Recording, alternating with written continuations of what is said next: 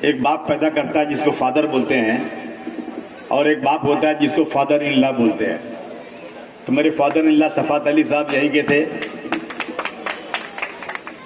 तो ये मेरे लिए कोई नया इलाका नहीं है, और मुंबई में जो मेरी सियासत है आप ही लोगों के बीच में चलती है, आप ही लोगों की मदद से मैं वहाँ MLA बनता हूँ।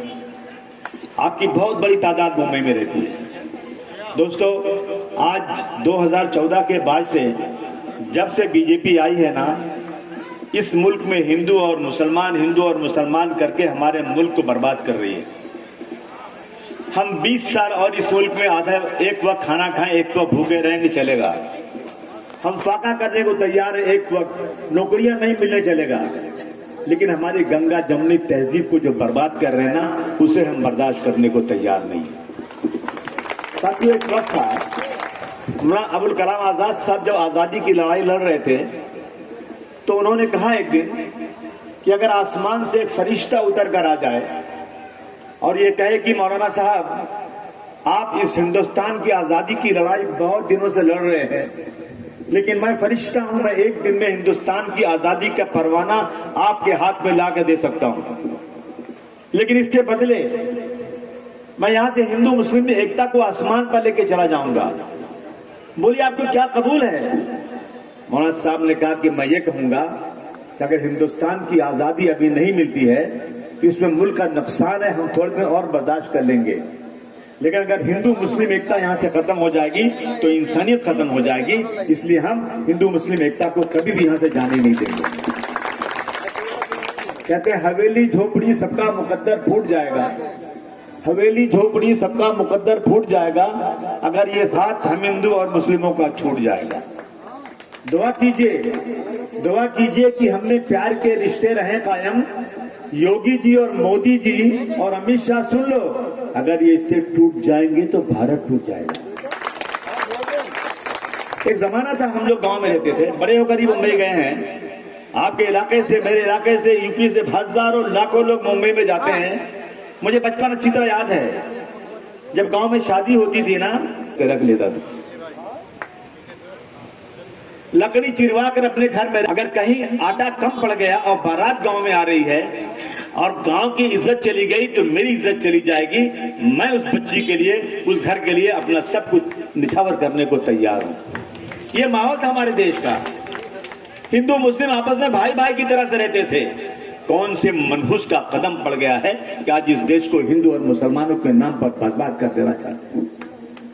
इसलिए मैं आपके पास चलकर आया हूं आज मुंबई से, आपसे गुजारिश करने आया हूं। मुल्क के हालात बहुत ही खराब हैं। आज डॉक्टर भीमराव अंबेडकर साहब ने जो रिजर्वेशन दिया था कमजोर को, कि अगर दुनिया की दौड़ में एक पहलवान दौड़े और एक जो है कमजोर आदमी दौड़े तो उस दौड़ में पहलवान जीत जाएगा और कमजोर आदमी हार जाएगा। तो उन्होंने रिजर्वेशन दिया, इतनी ताकत दिया उस गरीब को कि दुनिया की दौड़ में ये पहलवान के बराबर ये कमजोर आदमी भी हो जाए। रिजर्वेशन दिया उन्होंने। आज ये जो लोग बैठे हैं ना, मनुवादी लोग, इस रिजर्वेशन को खत्म कर रहे हैं। नहीं समझ रहे हैं लोग अभी कि संविधान बदलने की बात करने वाले बदलना शुरू कर चुके। रेलवे बिक गया, रेलवे में सबसे बड़ी नौकरी मिलती थी। जागो तुम लोग, जो लोग आज मोदी के साथ घूम रहे हो, जो लोग आज मायावती के साथ घूम रहे हैं, जागो आप लोग। रेलवे बिक गया, मुसलमान तो उसमें सिर्फ 2% काम करता था। मेरे भाई, इसी मुल्क के मेरे भाई 98% काम करते हैं, उनका रिजर्वेशन भी था। अब रिजर्वेशन खत्म हो गया। अब नौकरी जो मिलेगी आधी तनख्वाह मिलेगी। आपको कॉन्ट्रैक्ट बेस पे काम करना पड़ेगा। दुनिया में जितने भी मुल्क हैं सबकी अपनी एयरलाइन है। मेरा भारत महान, मेरी एयरलाइन बिक गई। 1% मुसलमान काम करता था, 99% एयर इंडिया में हमारे गैर मुस्लिम भाई इस मुल्क के लोग काम करते थे। मेरा तो, हम तो पहले से फुटपाथ पर हैं, हमारा तो कोई रिजर्वेशन था ही नहीं। लेकिन जिनका रिजर्वेशन था उनका रिजर्वेशन खत्म कोई बोलने वाला नहीं है। इसलिए आज चलकर आया हूं आपसे मैं कि जागिए आप लोग। ये लोग इस देश को बर्बाद कर देंगे। एक तन पर सोने का तार सजे, एक तन पर सूद का भी तार नहीं। एक तन पर सोने का तार सजे, एक तन पर सूद का भी तार नहीं, इसलिए बगावत करता हूं, ये अन्याय मुझे स्वीकार नहीं। एक तरफ 10 बीघे की हवेली रहने वाले 2 प्राणी और एक तरफ 10 बाई 10 का घर रहने वाले 10 पैर पसार बैठ सकते हैं परंतु पैर पसार नहीं, इसलिए बगावत करता हूं, ये अन्याय मुझे स्वीकार नहीं। दोस्तों, समाजवाद का ये उसूल था कि देश में रहने वाले तमाम लोगों के पास कम से कम 2 कमरे का घर हो, उसके पास इतनी आमदनी हो कि जब ईद, बकरीद, होली और दिवाली आए वो अपने घर में इज्जत के साथ खाना पकाए, मिठाई मंगाए और किसी के आगे उसको हाथ न फैलाना पड़े और अपने पड़ोसी को बुलाकर एक मिठाई खिला सके। ये समाजवादी पार्टी का सपना है देश के अंदर। आज अमीर अमीर होता जा रहा है। इस देश में 10-15 लोग ऐसे हैं जिनकी इस देश की पूरी दौलत पर, आधी दौलत पर कब्जा है। सिर्फ 10-15 लोग ऐसे हैं जिनका आधी दौलत पर कब्जा है और बाकी 130-135 करोड़ लोग आधी दौलत पर बैठे हुए हैं। कैसे इंसाफ मिलेगा? रोजाना इनकी आमदनी बढ़ती जा रही है। देश को बिकने नहीं दूंगा, बेच दिया देश को। दोस्त, कोई प्रॉपर्टी बची नहीं, बनाया कुछ नहीं है। देश को बिकने नहीं दूंगा, बेच दिया। देश को झुकने नहीं दूंगा, लाकर चाइना के प्रेसिडेंट को झूले पर झुलाते हो और आज आंख दिखा रहा है। कहां है तुम्हारी लाल आंख? बॉर्डर में घुस करके बैठे हैं चाइना के लोग, उनसे लड़ने की कोई तैयार नहीं। आज जो है, आज देखिए आप, कश्मीर के जो पूर्व अपना गवर्नर है, राज्यपाल, उनका स्टेटमेंट सुनिए आप। अगर ताकत है तो और टेलीविजन पर उनके साथ बुलाओ, डिबेट करो। अपनी मां का असल दूध पिया है तो जनता के बीच में आकर बताओ पुलवामा में क्या हुआ, क्या किया तुमने पुलवामा में? 40-40, 45-45 लोग मर गए।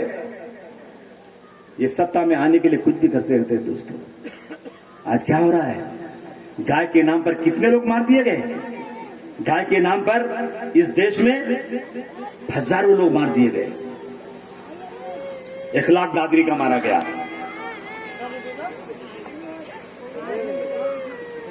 अलीम मारा गया, 1 लाख मारा गया, पहलू खान मारा गया, जुनेद मारा गया, कासिम मारा गया, कोई पूछने वाला नहीं।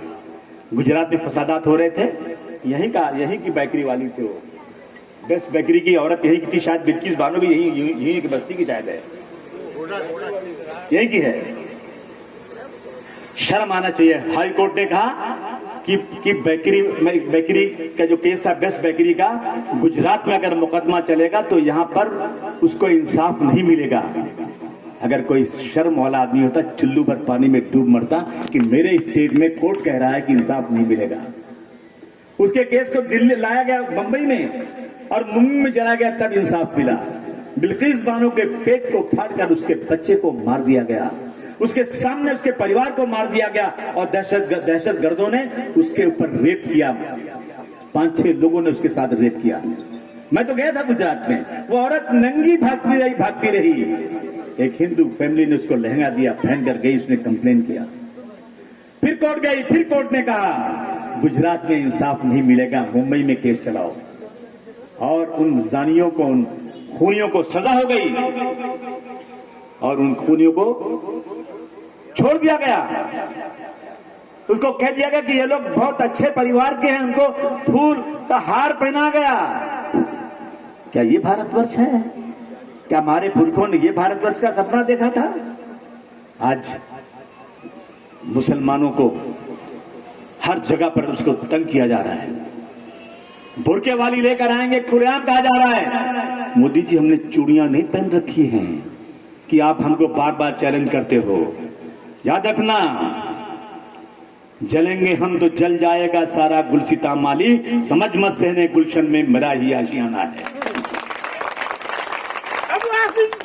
सितम करोगे सितम करेंगे, करम करोगे करम करेंगे। जो हम आदमी हैं तुम्हारे जैसे, जो तुम करोगे वो हम करेंगे। गुलाब दोगे, तुम्हें गुलाब की पूरी बाग दे देंगे। लेकिन अगर हमें सिताने की कोशिश किया, हमें डुबोने की सोचा, तो तुम्हें भी कागज की नाव देंगे। मैं आपके पास चलकर आ जाएगा, हम आपको देने के लिए। दोस्तों, याद करो 2012 से 2017। मैं खास तौर से मुसलमान भाइयों से कहना चाहता हूं, 2012 से 2017 तक समाजवादी पार्टी की सरकार थी ना? बोलो, थी कि नहीं थी? मैं एमपी था यूपी से, आजमगढ़ से। जब मैं आता था, मुझे लोग कहते थे, आसिम भाई मुझे पैसा दे दो, कब्रिस्तान की बाउंड्री बनाना है। एमएलए से, बंबई से जो कमा के पैसे लाते थे, उनसे लोग हाथ फैला के पैसे मांगते थे। मेरी कब्रिस्तान में जानवर घुस जाता है, मेरी कब्रिस्तान में लोग आकर घास करते हैं, बड़ी जो होते हैं बेअदबी होती है, कब्रिस्तान के लिए फंड दे दो। मोहन सिंह ने, मैंने बात किया नेताजी से जाकर, और उसके बाद क्या हुआ कि 5 साल तक हर सेशन के अंदर, हर बजट में अखिलेश यादव ने 200 से 300 करोड़ रुपया मुसलमानों को कब्रिस्तान के लिए दिया कि नहीं दिया? हाथ उठाकर बोलो, दिया कि नहीं दिया? जितनी कब्रिस्तानें 7-12 में दर्ज थी, सारी कब्रिस्तानों को, मैक्सिमम कब्रिस्तानों को समाजवादी पार्टी की सरकार में फंड मिला, कब्रिस्तान बन गई। याद करो, समाजवादी पार्टी की सरकार ने 85 कामों में 85 कामों में मुसलमानों को 20% रिजर्वेशन दिया। मुझे यकीन नहीं था, मैंने आरटीआई डाला सरकार जाने के बाद, कसम में पैदा करने वाले की। मेरे पास पूरी रिपोर्ट आएगी। अखिलेश यादव ने 20% 85 कामों में अगर 100 नल लगेगी तो 20 नल मुसलमानों को भी दी जाएगी। अगर 100 घर गरीबों को मिलेगा तो 20 घर मुसलमानों को भी दिया जाएगा। ये अखिलेश यादव ने किया। आज कुछ लोग जिनको टिकट नहीं मिला, टिकट सबको नहीं मिलता, एक सीट से 20 आदमी टिकट मांगता है, 25 आदमी टिकट मांगता है, लेकिन टिकट बांटने का अधिकार पार्टी के अध्यक्ष को होता है। कमेटी बनाकर अध्यक्ष सोचता मैं किसको टिकट दूं। जो चिल्लाते रहते हैं समाजवादी जिंदाबाद, समाजवादी जिंदाबाद, जैसे टिकट नहीं मिला समाजवादी मुर्दाबाद करने लगते हैं। ऐसे दोगले लोग हैं जो लोग, वो पक्के नेता नहीं हैं। ये अपने लिए काम करते हैं, समाज के लिए काम नहीं करते। अगर वो समाज के लिए काम करते ना, तो जिसको भी टिकट मिल गया था पार्टी की पॉलिसी के ऊपर उसी को जिता कर लाते। मेरा ये मानना है। हम लड़ते हैं इलेक्शन। अभी हमारा यहां पे इलेक्शन हुआ था यूपी में, जहां से वो दाऊद लड़े थे इलेक्शन, लखीमपुर। एक साहब आए, बहुत लाखों रुपया, करोड़ रुपया दिया मायावती जी को, और उन्होंने इतना वोट ले लिया कि हमारा उम्मीदवार 800 वोट से हार गया। क्या मिला? आप कहते हो फिरका परस्ती को खत्म करना है, इस देश से फिरका परस्ती को उड़ा देना है, और हमें आपने 800 वोट से हरा दिया। हम 500 वोट से हार गए, हम 700 वोट से हार गए, हम 2000 वोट से हार गए, हम 5000 वोट से हार गए। हमने 4-4 लाख 3-3 लाख वोट लिया, और हमारे लोग 200, 300, 500, 1000, 2000, 5000 वोट से हार गए। अगर वो नहीं आज हारे होते ना, तो आज मोदी जी को और जो है इनको, इस यहाँ योगी जी को इस गद्दी से उतार कर समाजवादी पार्टी ने फेंक दिया होता। थोड़ी सी हमारी गफलत में कि मेरा भाई है, इसको टिकट नहीं मिला, मेरे बिरादरी वाला इसको टिकट नहीं मिला, इसके साथ नाइंसाफी हुई, इसलिए मैं इसके साथ रहूंगा, और मेरे 20 किलो दूध के अंदर एक कतरा नींबू का डाल के फाड़ दिया। क्या मिला? फिर क्यों चिल्लाते हो? कुर्बानी दो, पार्टी पॉलिसी पर काम करो। मैं मुंबई में 27 सालों से समाजवादी पार्टी का झंडा लेकर चल रहा हूं। मुझे मालूम है कि सत्ता में कभी आने वाला नहीं। बाल ठाकरे जैसे लोगों की आंखों में आंख डालकर बात करने वाले का नाम है अबू आसिम आजमी। समाजवादी पार्टी। अगर यहां कोई भी मुंबई का रहने वाला होगा, बोल दे खड़ा होकर कि मैं फिरका परस्तों के खिलाफ 24 घंटे लड़ाई लड़ रहा हूं कि नहीं लड़ रहा हूं। मुझे अफसोस होता है, कुछ लोग सिर्फ अपने लिए काम करते हैं, समाज के लिए काम नहीं करते। मत देखिए दामन में गुल आए कि खार आए, बस ये देख कि गुलशन में किस तरह बाहर आए। खुदा की कसम, ये फूलों का हार मुझे नहीं चाहिए, नहीं चाहिए मुझे फूल।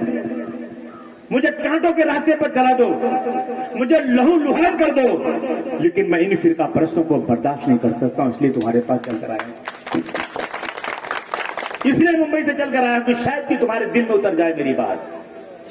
और फिर जब 13 तारीख को वोटिंग होगी, 11 तारीख को जब वोटिंग होगी, 13 को रिजल्ट आएगा, और जब रिजल्ट आएगा फिर कहीं ऐसा ना हो जाए, कहीं जैसे कबड्डी खेलते हैं ना, कबड्डी कबड्डी कबड्डी कबड्डी कबड्डी, जाते जाते जाते जाते एक सूट बाकी था और सांस टूट गई, तो इतना दिल में होता, अरे बाप रे बाप, थोड़ा सा आगे गया होता ना तो आज मैं जीत गया होता। थोड़ा सा बाकी रह जाता है। कहीं ऐसा ना हो जाए कि मेरे किसी भाई की गफलत से थोड़ा सा वोट न मिले और मैं जीतते जीतते लाखों वोट लेने के बाद 50, 25, 100, 200, 500 वोट से हार जाऊं। जावेद भाई, आपको याद होगा मुंबई में हम लड़ रहे थे पार्लियामेंट, शिवसेना के सामने हमारी ताकत थी, लड़ रहे थे हम, और हम जीत रहे थे। जीतते जीतते हम 153 वोटों से पार्लियामेंट की हार गए थे, 153 वोट से। इसलिए आपके पास चलकर आज आया हूं दोस्तों। आज हालात देश की खराब है। ये लोग रोजाना हमारे गैर मुस्लिमों के बारे के पास जाकर मुसलमानों के बारे में गलत गलत चीजें दिखाते हैं। मैं छाती ठोक कर कहता हूं कि जो आज तुम लोगों ने केरला की फिल्म बनाई है ना, वो झूठ है। कोई भी मुसलमान किसी गैर मुस्लिम लड़की को परेशान करके उससे शादी करके उसको आईएसएस के पास भेज करके उसको मिलिटेंसी में शामिल नहीं कर सकता। ये मैं कसम खाकर, कुरान की कसम खाकर वादा करता हूं, कोई मुसलमान ऐसा काम नहीं कर सकता। ऐसा काम करने वाले वही लोग हैं जो खुद करते हैं और मुसलमानों को बदनाम करते हैं। मुझे याद है एक दिन डॉक्टर एसपी साहब, आपको याद होगा, समाजवादी पार्टी की रैली चल रही थी आगरा के अंदर, एक महंगाई के खिलाफ पूरी रैली जा रही थी बीजेपी के खिलाफ। बीच में एक आदमी निकला, कहा कि पाकिस्तान जिंदाबाद बोल के भाग गया। टीवी वाले सबसे पहले मेरे घर पे आ गया, अबू आजमी बोलो कि तुम्हारी पार्टी ने पाकिस्तान जिंदाबाद बोला। अबे मैं बोला हो ही नहीं सकता। बोलिए सुन लो, देख लो। मैंने देखा टीवी पे, मैंने कहा बेटा दाल में काला है, ऐसा हो नहीं सकता। और 1 घंटे के बाद मालूम हुआ, चारों तरफ इन्होंने रिले कर दिया, पूरी दुनिया में मीडिया जो है ना तलवे चाट रही है, बीजेपी की तलवे चाट रही है मीडिया। शर्म नहीं आती इनको। 128 देशों में 116 नंबर पर भारतवर्ष आ गया, मीडिया की चापलूसी की वजह से। थोड़ी देर के बाद न्यूज आई कि जब सीसीटीवी में उसका फोटो कैद हो गया तो पकड़ा गया, वो बीजेपी का आदमी था। वो बीजेपी से वो बोल रहा था कि पाकिस्तान जिंदाबाद। और बदनाम किसको कर रहे थे? समाजवादी पार्टी को। इसलिए मैं कहना चाहता हूं, चौकन्ना रहो। ये रोजाना जाते हैं हिंदू भाइयों के बीच में मुसलमानों को बर्बाद करने की तस्वीर लेकर जाते हैं। अरे याद नहीं तुमको जय हिंद का नारा पुलिस क्या बोलती है, सिक्योरिटी क्या बोलती है? जय हिंद। मोदी जी, ये किसने दिया था जय हिंद का नारा? इसको देने वाला, नारे को देने वाला भी मुसलमान था। इनकलाब जिंदाबाद का नारा किसने दिया था? मुसलमानों ने दिया था।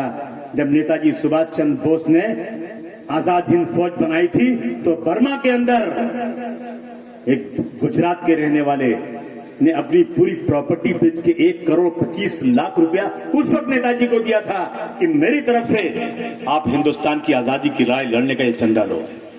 ये हमसे बात करते हैं और हिंदू भाइयों के बीच में मुसलमानों को जो है उनकी इमेज को खराब करने की कोशिश करते हैं। इसलिए हम आपके बीच में चलकर आए हैं कि इनको किनारे लगाना बहुत जरूरी है। बोलिए जरूरी है कि नहीं? हाथ उठाकर बोलिए आप लोग, इनको हटाना जरूरी है कि नहीं? हमला हो रहा है इमारत के ऊपर, हमला इमारत पर हो रहा है और हम नादानों ने उस इमारत के फ्लैट पर अपनी अपनी तख्तियां लगा रखी हैं। एक पर देवबंदी, एक पर बरेलवी, एक पर शिया, एक पर सुन्नी, एक पर खोजा, एक पर बोरी, एक पर पठान, एक पर अंसारी, एक पर हिंदू, एक पर मुसलमान। हमला कहां हो रहा है? इमारत पर हो रहा है। नादानों, अगर इमारत गिर जाएगी तो तुम्हारा नामो निशान नहीं रहेगा, फ्लैट अपने आप खत्म हो जाएगा। आज तय करो कि पहले इस इमारत को शीशा पिलाई दीवार की तरफ मजबूत करूंगा कि कोई माई का लाल की तरफ आंख उठाकर देखने ना पाए। कब होगा ये? इलेक्शन हो रहा है कर्नाटक में और हवा चल रही है वहां कांग्रेस की। समाजवादी पार्टी तो यूपी में मजबूत है, लेकिन बीजेपी हारेगी ना तो मैं बहुत लड्डू बांटूंगा, बहुत लड्डू बांटूंगा, क्योंकि मैं नहीं चाहता हूं कि इस देश के संविधान को तोड़ने वाले लोग दिल्ली की गद्दी पर बैठे। बांटिए, खुशी मनाइए। दोस्तों, इस देश का संविधान ही मुझे इजाजत देता है यहां रहने की। अगर 1947 की लड़ाई में हिंदू और मुसलमान ने कंधे से कंधा मिलाकर लड़ाई लड़ी थी, जब इसी बलिया से मंगर पांडे ने इसकी लड़ाई शुरू की थी, तो इसका साथ देने वाले कोई और नहीं थे, बहादुर शाह जफर थे इनके साथ जो काम करने वाले थे। हिंदू मुसलमान साथ साथ थे, लेकिन अफसोस कि 1947 में जब आजाद हो गया भारतवर्ष, हिंदू मुसलमान साथ साथ थे, लेकिन उस वक्त अंग्रेजों ने इस देश का बंटवारा कर दिया और हिंदू और मुसलमान अलग अलग हो गए। वो कलक हमारे दिल में है आज भी। क्या अच्छा होता है कि हम साथ साथ रहते। न तेरा है न मेरा है, ये हिंदुस्तान सबका है, नहीं समझी गई बात तो नुकसान सबका है। सागर से जो नदियां मिल गई दिखलाई नहीं देती, महासागर बनाने में मगर एहसान सबका है। हम आज अगर उस वक्त 1947 में अगर ये संविधान बन गया होता, जैसा आज चिल्ला रहे हैं लोग कि इसको हम हिंदू राष्ट्र बनाएंगे, तो हमें यहाँ रहना होता, तो उनकी मेहरबानी पर रहते, नहीं तो अपना बोरिया बिस्तर बांध के चले गए होते यहाँ से।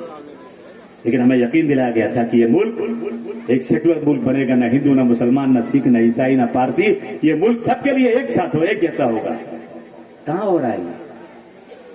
आज देख रहा हूं मस्जिदों के बाहर जाकर ना, ये लोग हम त्योहार को बड़ी खुशी मनाते हैं कि त्योहार आया, होली आए, दिवाली आए, ईद आए, बकरीद आए, लेकिन आज जैसे ही त्योहार आता है ना, इनका गेरुआ कपड़ा सर पर बांधते हैं, ये मोटरसाइकिल झंडा लगाते हैं और 50-50, 100-100 आदमी एक साथ आकर के मस्जिद के सामने नारा लगाते हैं। और मस्जिद के लोग कहते हैं भाई यहाँ से चले जाओ, अजान का वक्त हो रहा है, तो एक गुम्बद पर चढ़कर वहां झंडा लगाते हैं और मस्जिद के इमाम को निकालकर बाहर मारते हैं। ये हो रहा है देश के अंदर आज। और तय करें हम आज कि हम सब एक रहेंगे। बोलो आप सब, हम सब एक रहेंगे इंशाअल्लाह। हम सब एक रहेंगे, हिंदू मुसलमान के नाम पर नहीं बटेंगे हम लोग। मुझे बहुत खुशी है आज इस महिला को देखकर। गरीब परिवार की मुझे नजर आती है महिला, और ये विडो है, इनके शौहर नहीं है। अखिलेश यादव जी को मैं मुबारकबाद देता हूं कि आपने समाज की गरीब का टिकट दिया, और मैं उम्मीद करता हूं कि हमारे लोग इतना वोट देंगे कि इंशाअल्लाह दूसरी पार्टियों को नाम और निशान नजर नहीं आएगा, ये चुन कर आएगा। एक साथ खड़े हो जाओ, नहीं तो पछताओगे। याद रखना, लिख लो कागज निकाल कर, लिख लो कागज कलम पे। अबू आसिम एक बहुत छोटा सा आदमी आकर यहाँ पर आज बढ़नी चासा में तुमको कह के जा रहा है कि पछताना मत फिर। पूरे मुल्क में अगर आज फिरका परस्तों से कोई लड़ सकता है तो सिर्फ और सिर्फ समाजवादी पार्टी लड़ रही है, कोई नहीं लड़ सकता है। बाकी ना 5 मिनट, इसलिए दोस्तों आपसे गुजारिश करने आया हूं। और आपके लोग मुंबई रहते हैं, हाथ उठाए, किसके किसके लोग मुंबई में रहते हैं? कोई मुझे पहचानता है कि नहीं मुंबई से? हाँ, मैं आपकी लड़ाई लड़ता हूं कि नहीं लड़ता हूं? आपका भाई, आपका बेटा बंबई आवे ना, तो कहना जिस तरह से कॉलर खोलकर यहां घूमते हो ना, उसी तरह से बंबई में घूमो। जैसे यहां पर कंधे पर सोटा लेकर और गमछा लगाकर गाना गाते हो ना, बंबई में आप किसी की मां ने दूध नहीं पिलाया, मेरे उत्तर भारतीयों की तरफ आंख उठाकर देखिए। मैं उस सर जमीन का रहने वाला हूं कि मुझे एक मां ने पैदा किया, दूसरी मां मुझे महाराष्ट्र में पाल रही है। मैं कृष्ण भगवान की मूर्ति हूं। एक मां ने पैदा किया था, दूसरी मां ने पाला। मेरे को पैर पड़ो तुम लोग। अगर मैंने कभी नाकाबंदी कर दिया तो गंगा जल नहीं जाने दूंगा बेटा, मर जाओगे बिना गंगा जल के। यही गुजारिश करने आया हूं कि आने वाली 11 तारीख को एक एक वोट साइकिल पर दे देना। आप लोग दोगे ना भाई, थोड़ा मेरी इज्जत भी बन जाएगी। हमारे अंशु यादव जी ने मुझे फोन किया कि आना जरूरी है। हमारे अरशद भाई ने बुलाया, मैं आ गया यहां पर भाग के। तो कम से कम मेरा भी थोड़ा नंबर बढ़ा दो ना भैया। अबू आसिम आए थे तो ऑटो थोड़ा बढ़ गया। और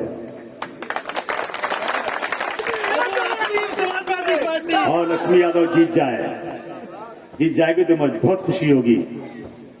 बीएसपी में जो गए आए सब टिकट का पैसे देकर टिकट लाए हैं, खरीदते हैं टिकट। अब मायावती जी की हिम्मत नहीं है कि बीजेपी के खिलाफ बोले। बीजेपी तो एक आदमी जो थोड़ा भ्रष्टाचार किया है ना, उस पर भेज रही ईडी और इनकम टैक्स। मायावती जी को कैसे छोड़ देगी? उसको तो मालूम है कि एक टिकट का 15-15 करोड़ रुपया तक ले चुके हैं। उनकी नजर में इसको बोल दिया कि बहन जी सीधा बैठ जा मेरे पीछे, जो बोलता हूं वो कर। 17 मेयर के टिकट में 12 मुसलमानों को दिया कि हार जाए, वोट बढ़ जाए। इंशाल्लाह सब बहुत होशियार है। जब भी इलेक्शन आता है ना, जरूरत पड़ती है ना, तो मायावती जी कहते हैं अगर यहाँ समाजवादी जीत रहे हैं ना तो बीजेपी को जिता दो। सुना कि नहीं सुना आप लोगों ने? राजस्थान में इलेक्शन था, कहा कि मेरे जितने एमएलए हैं ना सब के सब राज्यसभा में बीजेपी को वोट दो। ऐसे वोट देंगे आप? मत देखिएगा कौन अपना कौन पराया। सिर्फ समाजवादी को वोट दीजिएगा, यही कहना चाहता हूं। है टाइम खत्म हो गया। हंगामा खड़ा करना मेरा मकसद नहीं, मेरी कोशिश है कि सूरत बदलनी चाहिए। हंगामा खड़ा करना मेरा मकसद नहीं, मेरी कोशिश है कि सूरत बदलनी चाहिए। मेरे सीने में ना सही तो तेरे सीने में सही हो, कहीं भी आग जलनी चाहिए। आने वाले 11 तारीख को तारीख बदल दो। एक गरीब औरत भी समाज में चेयरमैन बन सकती है, और ये बैठेगी तो गरीबों के हालात इससे ज्यादा कोई नहीं जानता होगा। काम करेगी, इसमें पूरी उम्मीद है। और अभी हमारा इलेक्शन आने वाला है, अगर यहाँ के नेता लोग वहां आ जाएंगे ना, अरे बंबई की हालत ये ना भैया, एक नगर सेवक बराबर एक एमएलए, बहुत 227 है, 25-30 तो आप लोग जिता ही सकते हो। आ जाओ, एक महीना रह जाओ वहीं पे, मैं पूरा ऑर्डर खाली कर देता हूं। जिस गली में जाओगे ना, कहाँ के? बस्ती के, गोंडा के, सिद्धार्थनगर के और बलरामपुर के, संत कबीर नगर के। अरे वह आदमी आते नहीं कि हमारा पेट भर जाएगा उसमें, उठ से कुछ जरूरत नहीं। और फिर मुंबई में मेरा उत्तर भारतीय बेगत चप्पल के जाएगा कारपोरेशन में, कोई माई का लाल रुकेगा तो अबू आसिम का चप्पल पड़ेगा उसके ऊपर। ताकत दो, ताकत। मैं लड़ने को तैयार हूं, लेकिन तुम्हारे वोट की मुझे जरूरत है, इसलिए आपके पास आया था। वक्त खत्म हो रहा है, ये आखिरी भाषण है मेरा यहाँ पर। अब कोई भाषण नहीं होगा, अब कोई आपको जगाने नहीं आएगा। जाइए एक गली में लोगों से कहिए कि आने वाले 11 तारीख को एक वोट सिर्फ और सिर्फ साइकिल पर दो। अगर अलग अलग रहोगे तो हैसियत नहीं बनेगी, एक हो जाएं तो बन सकते हैं खुर्शीद मुबीन, वरना इन बिखरे हुए तारों से क्या बात बनी। बहुत बहुत शुक्रिया।